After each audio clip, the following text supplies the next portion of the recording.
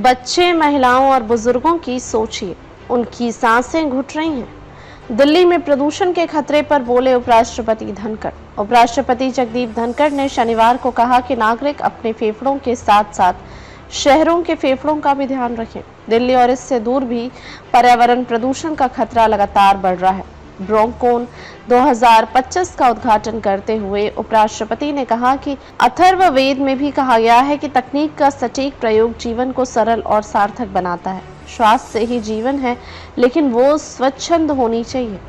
हमें अपनी जड़ों की ओर लौटना होगा। उपराष्ट्रपति धनखड़ ने कहा कि हमारा ज्ञान और संस्कृति ही हमारी धरोहर और खजाना है।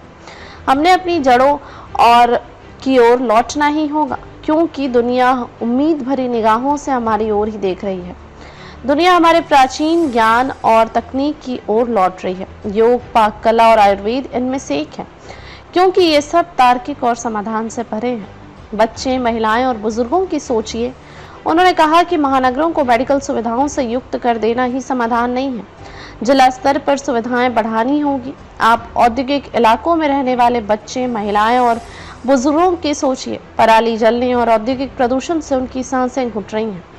समाधान सिस्टमेटिक विकास ही है, अंधाधुंध विकास नहीं। एयर प्योरीफायर समाधान नहीं है। उपराष्ट्रपति धनखड़ ने कहा कि पब्लिक ट्रांसपोर्ट इस्तेमाल करना गर्व की बात होनी चाहिए। ईगो आड़े ना आए।